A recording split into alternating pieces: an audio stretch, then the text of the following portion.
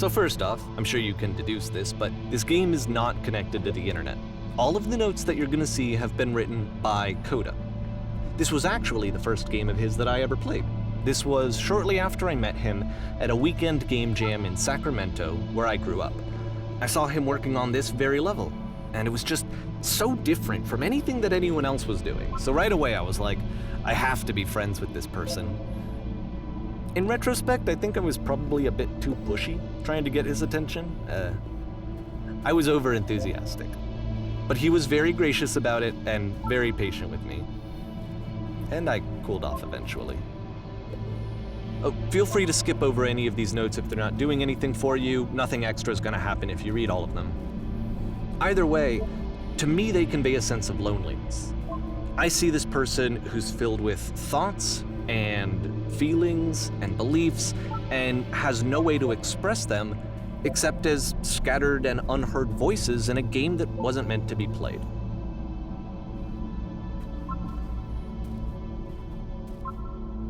But it's ironic, isn't it, that in playing this game and seeing how alone Coda often felt, that we get to know him better and actually kind of connect with him.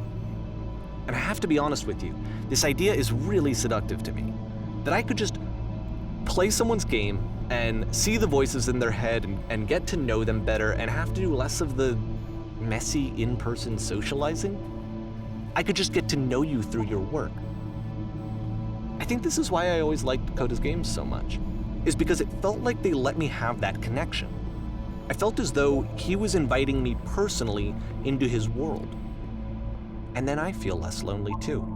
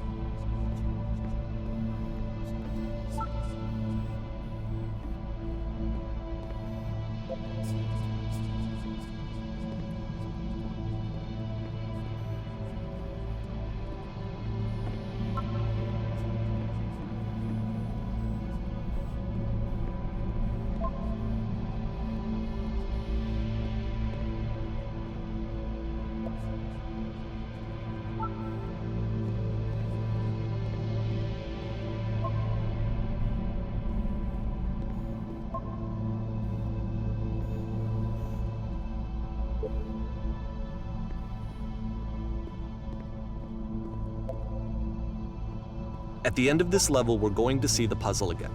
And here, I'll tell you what I think the puzzle means. Each of these games represents an idea that was on Coda's mind at the time that he was making it.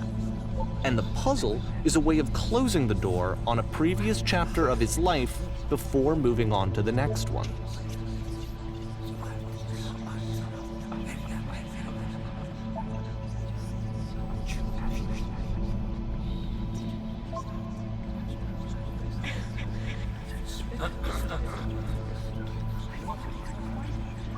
In each of his games, after exploring a theme that, he might find difficult, Coda can then place this puzzle that he knows has a reliable solution, he understands exactly how it works, and so it gives him a simple mechanism for moving on.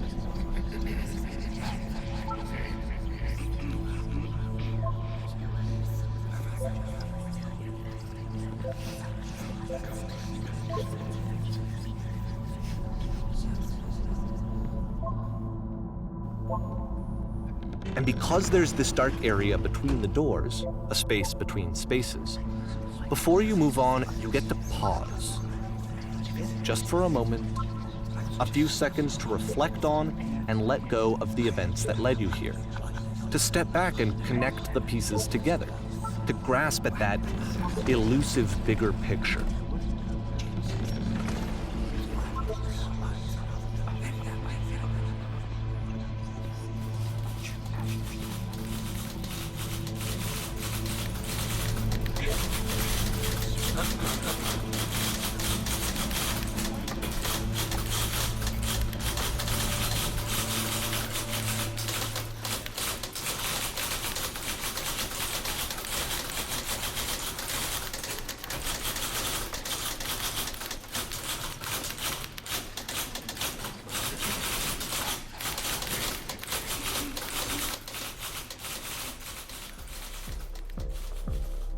Okay, this one is tough.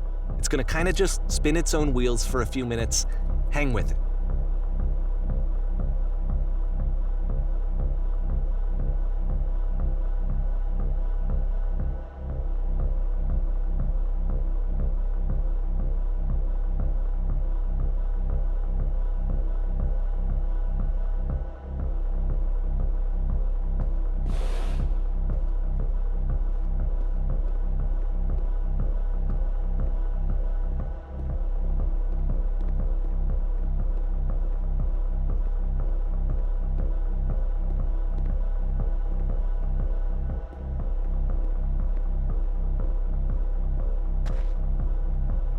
See, this is it, the whole game, and there's nothing that's particularly interesting about it. You just walk to the end of a hallway.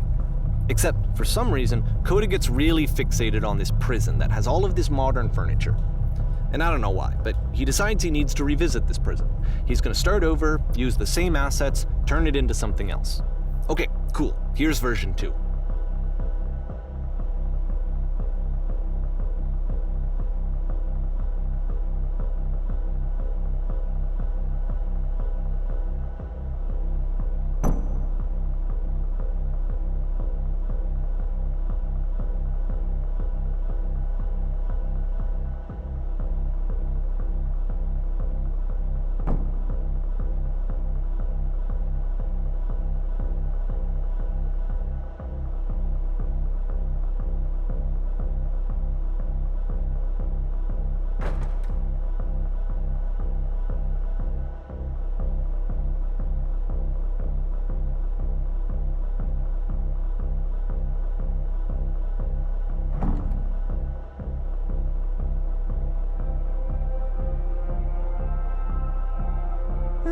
There's a bit more to this one, but still it's not really communicating anything. It's kind of just weird for weirdness' sake.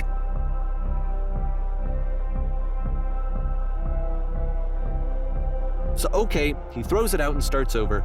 This time he comes at the prison idea from a different direction.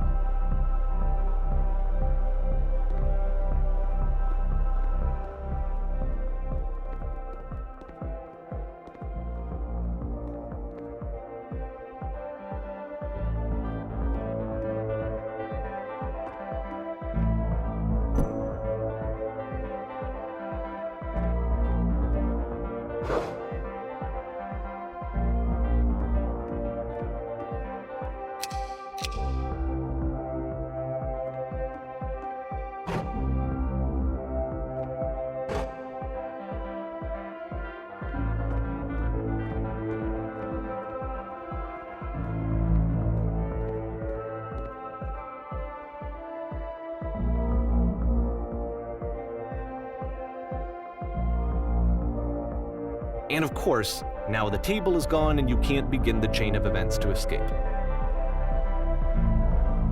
Here's a version where there are no bars, but you can't actually get to the well. And then a version where the inside of the prison is the outside and the outside is the inside. Let me just blink you real quick through a few more of these. I mean, he really unloaded on this prison idea. There's nearly a dozen of them. Personally, I think it's awful to watch this, to see a person basically unraveling through their work. And for what? Like, at what point do you just go, maybe there are game ideas other than this prison that I could be working on? But Coda doesn't have that voice telling you to stop, that particular mechanism of defense against yourself. Without it, you just spiral. And so he keeps going and going and going and going and going, and then he hits on something. And he likes it. And that's it. He's done. He stops making prisons. This is the very last version of the prison game that he created, and the reason I think it works is that the prison is not actually in it.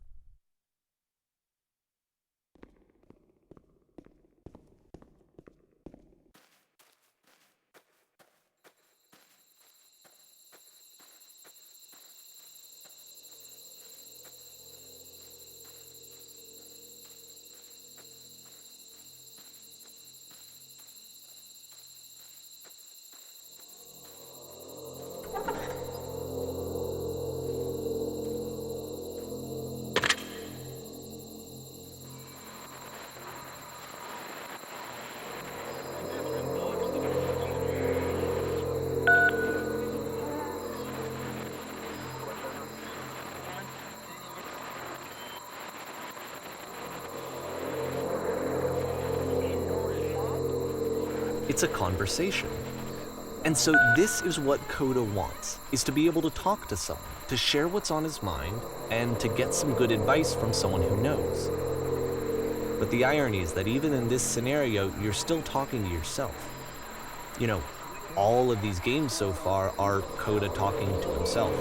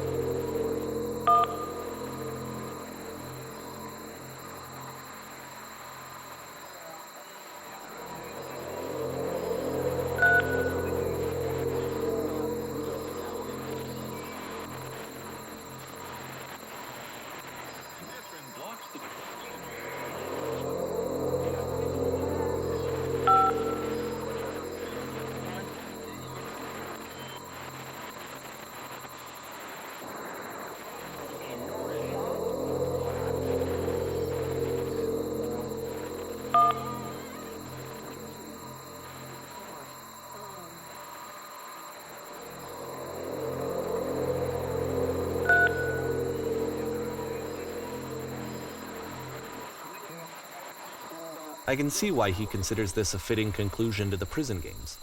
After all of the obsession and frustration, just to be told by someone you can trust that things are going to be okay. Wouldn't that be nice? So what would it look like if Coda wanted to make a game about talking to someone other than himself?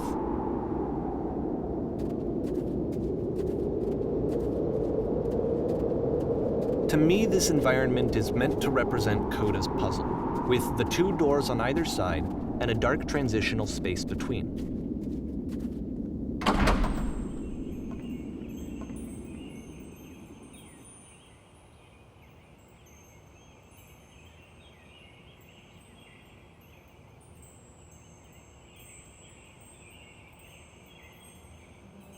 You'll notice that the quality of the art is a step up from previous games, including this new and improved chat system, which he started using from this point on.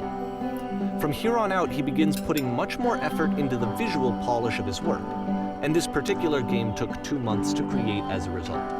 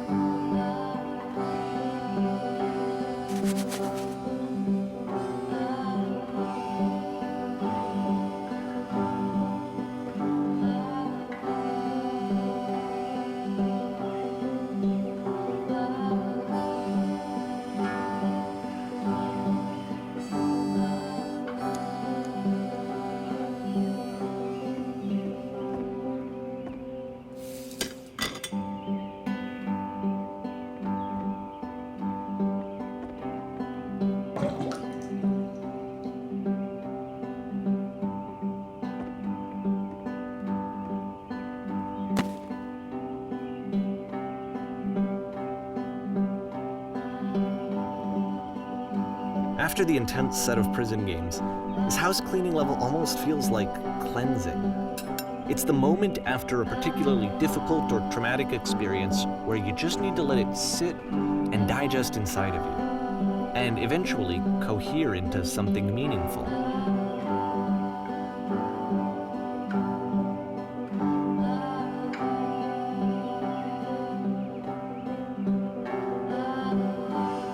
I know that Coda really liked this game. Of all of his work, actually, this was the only one that he called me up to ask me to come over and look at it. This was during a period of a few months where he was like grossly happy all the time, just walked around with a constant smile on his face.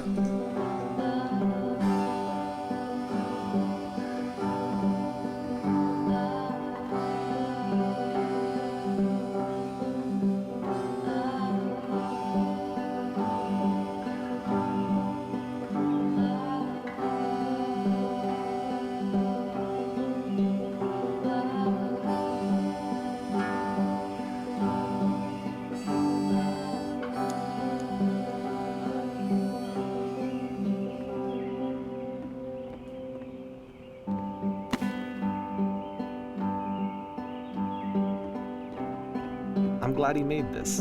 I'm glad he found some peace.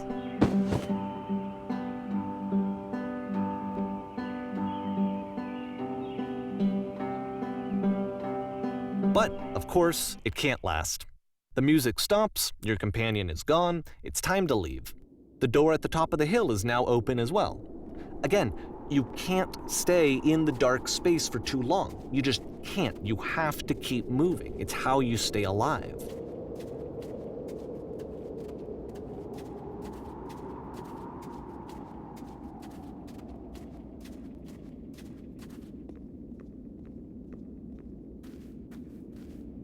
Which is the whole point of the puzzle doors, right? That sooner or later you have to pick up and move. I really thought that was the point of it.